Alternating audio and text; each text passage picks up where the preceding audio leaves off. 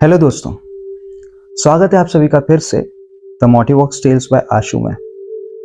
जी हाँ दोस्तों, आप लोगों ने अभी तक जो देखा वो हमारी आज की कहानी का एक छोटा सा हिस्सा है।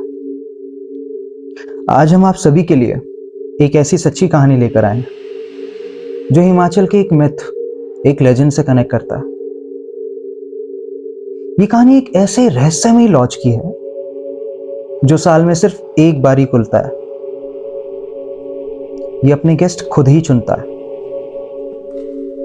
यह आज तक ऐसे ही हर किसी को नहीं दिखा और ना कभी दिखता है। आसपास के लोगों का ये मानना है, ये कहना है कि लोग यहां पर घूमने के लिए आते हैं देश विदेशों से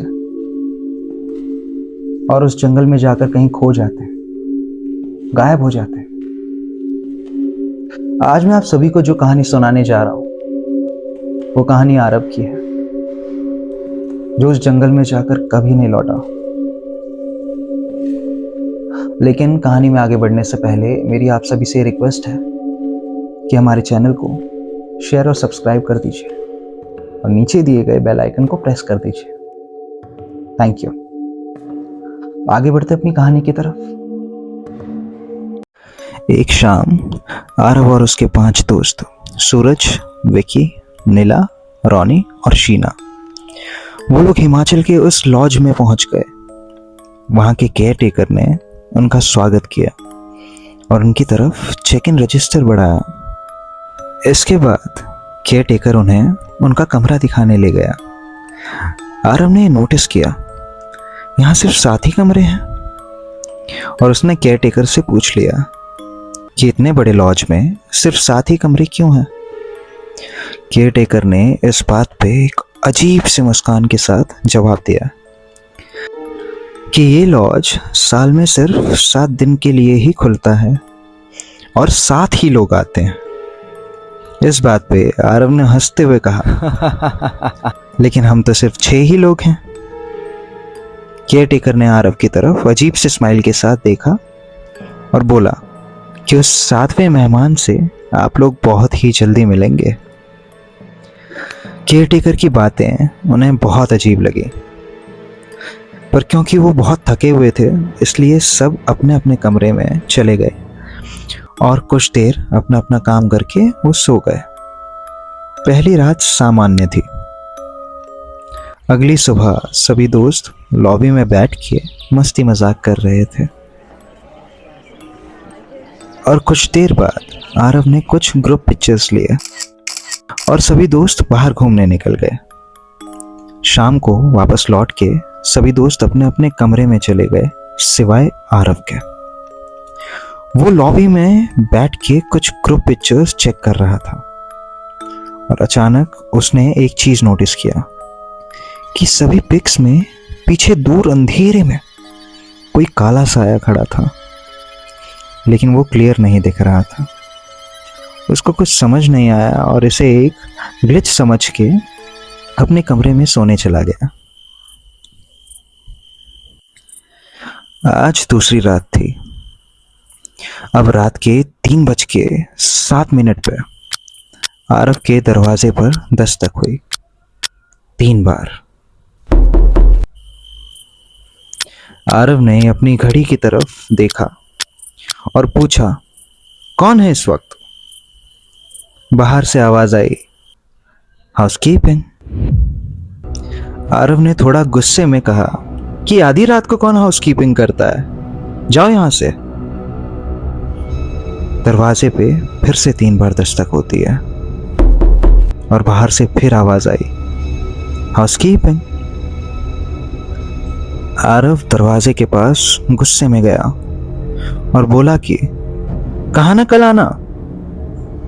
तीसरी बार दरवाजे पे दस्तक तो नहीं हुई, लेकिन जो आवाज आई वो किसी इंसान की भी नहीं थी।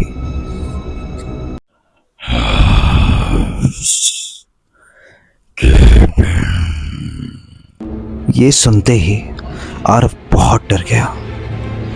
वो डोर लॉक करके बेड की तरफ भागा और पूरी रात दरवाजे को ही घूरता रहा।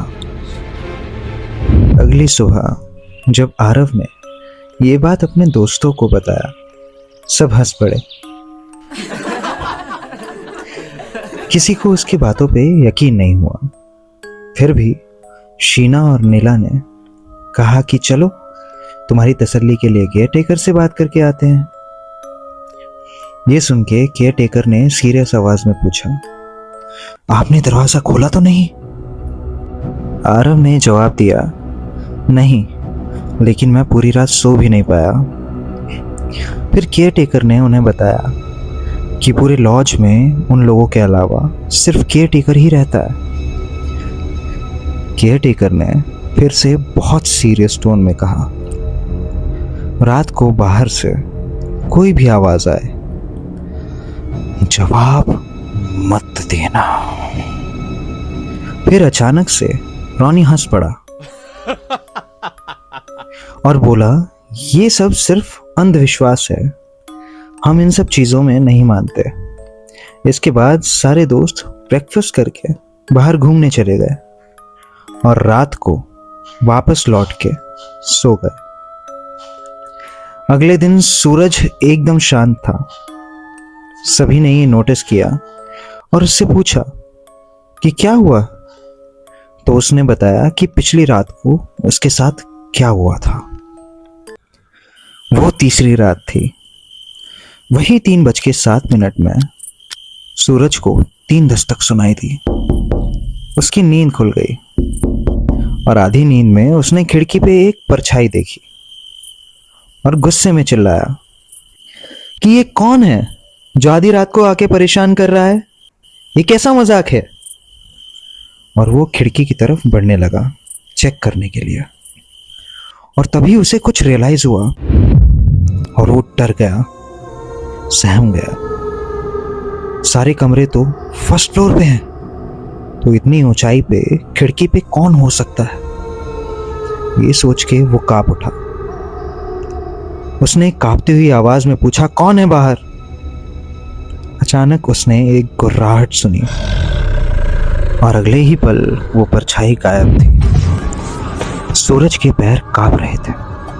फिर भी हिम्मत करके उसने खिड़की के बगल में रखे हुए अलमीरा को सरका के खिड़की के आगे लगा दिया। फिर जाके बेड पे बैठ गया, लेकिन डर की वजह से वो बिल्कुल सो नहीं पाया। ये सुनते ही आरव बोल पड़ा, मुझे कल से ही इस जगह में कुछ गड़बड़ लग रही है। अचानक विक्की बोलता है, कम ऑन गाइस, ऐसा कुछ नहीं है, यहाँ कुछ नहीं है। अगर कुछ होता तो हम सबको भी तो दिखता ना। सभी ने ये इंसिडेंट बस एक वहम समझ के इग्नोर कर दिया। अब बारी आई चौथी रात की। वही 3 बजे के करीब रॉनी को अपने बगल वाले 7वें रूम से काफी सारे लोगों के चिल्लाने की और लड़ने की आवाज आने लगी। और तभी उसे आरव और सूरज के साथ हुई घटना के बारे में याद आया। उसने जल्दी से अपने सभी दोस्तों को कॉल किया और पूरी बात बताई।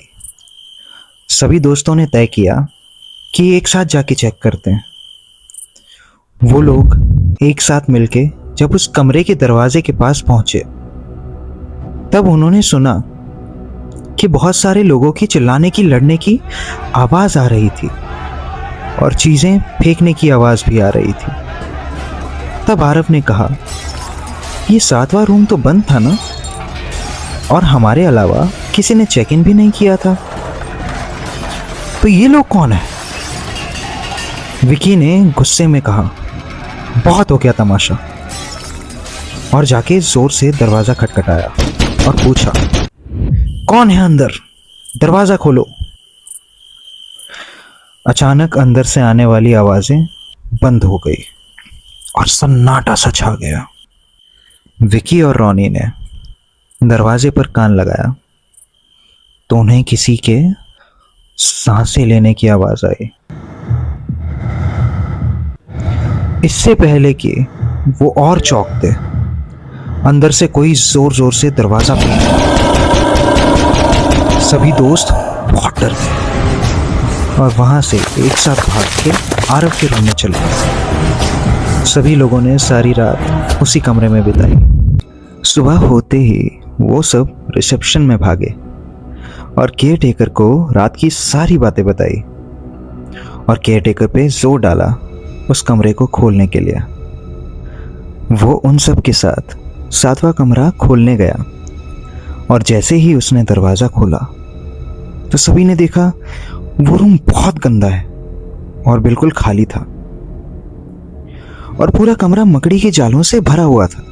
और उस कमरे को देखकर ऐसा लग रहा था कि वो कमरा न जाने कितने सालों से बंद पड़ा था और वो सब कंफ्यूज हो गए। फिर कल रात को उन्होंने जो सुना वो क्या था, और वो लोग चुपचाप लॉबी में वापस आ गए। अब बारी आई 5वीं रात की।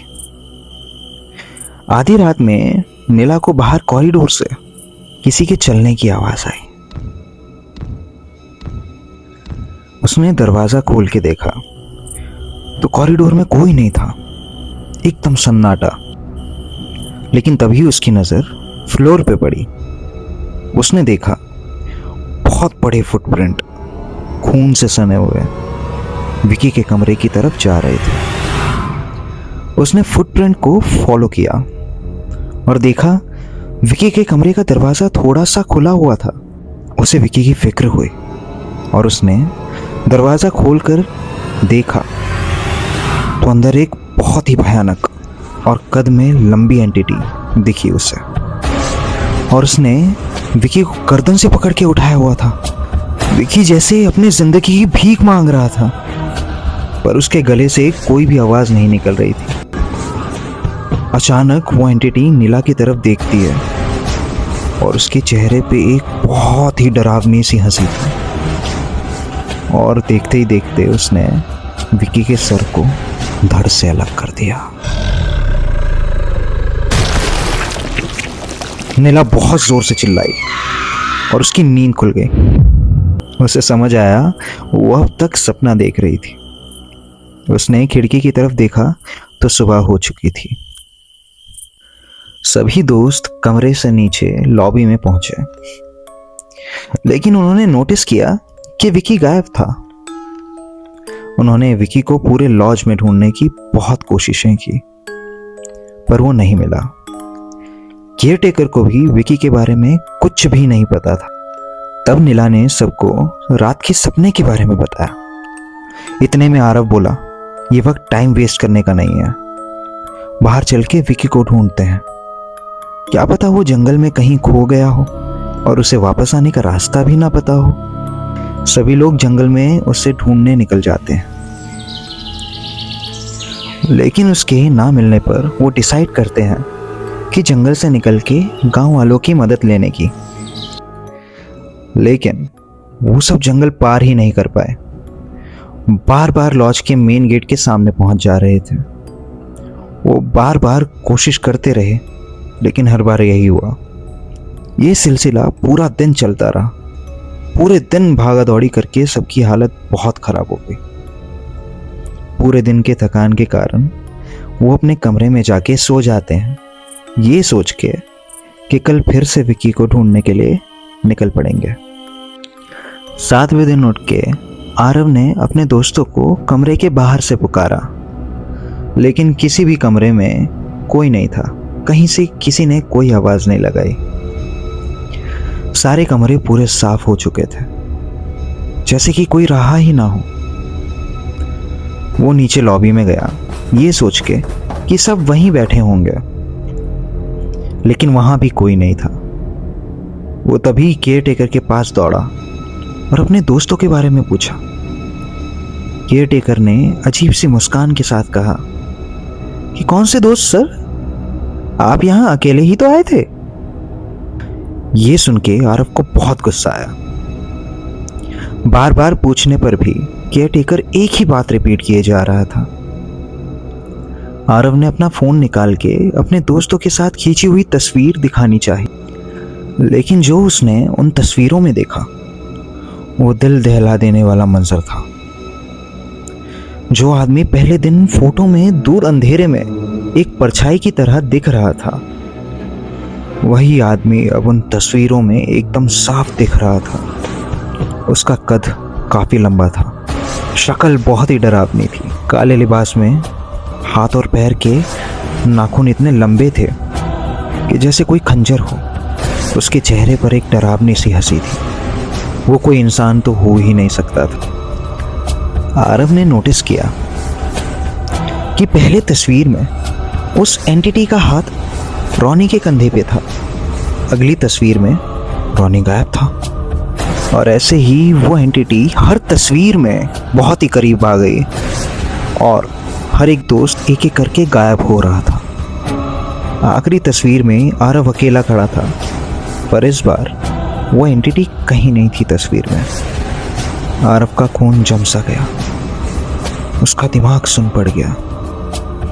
इतने में केयरटेकर ने कहा, बधाई हो, ये लॉज अब आपका हुआ। और अगले ही पल आरव को अपने दाहिने कंधे पे ठंड महसूस हुई। उसे लगा किसी ने उसके कंधे पे हाथ रखा है। और तभी उसकी नज़र रिसेप्शन के पीछे रखे हुए उस आईने पे पड़ी और उसने देखा उसके पीछे तो कोई नहीं है, लेकिन अब वो खुद उस केयरटेकर के कपड़ों में था। आरव वहीं कैद हो गया। और हो सकता है, मुमकिन है कि आरव ने वहां से भागने की काफी कोशिशें की होंगी, जिस कारण किसी दिन भागा दौड़ी में भागते वक्त उसकी डायरी जंगल में कहीं गिर गई थी। और किस्मत से आरव को ढूंढते हुए उसके बड़े भाई को उसकी डायरी मिल गई, जिस वजह से आज मैं आप सभी तक मेरे एक दोस्त के जरिए ये कहानी ला पाया हूं। और आरव के बड़े भाई का ये भी कहना है कि अपने कमरे में अपने स्टडी टेबल पे वो डायरी पढ़ने के बाद वो वहीं सर रख के सो गए थे और सुबह होने पर वो डायरी गायब थी, बिल्कुल उसी तरह जिस तरह वो रहस्यमय लॉज और आरव के सारे दोस्त। और मैं शुक्रिया कहना चाहूंगा अपने उस दोस्त को जिसके थ्रू मुझ तक ये कहानी पहुंच पाई है और मैं आप सभी तक ये कहानी पहुंचा पाया। And thank you so much to you all guys for listening to this mysterious story. तो दोस्तों, आज के लिए बस इतना ही। और कमेंट में ज़रूर बताइएगा कि आज की कहानी आप सभी को कैसी लगी। बाकी आपका दोस्त आशु आप सभी के लिए ऐसी कहानियां लेके आता रहेगा।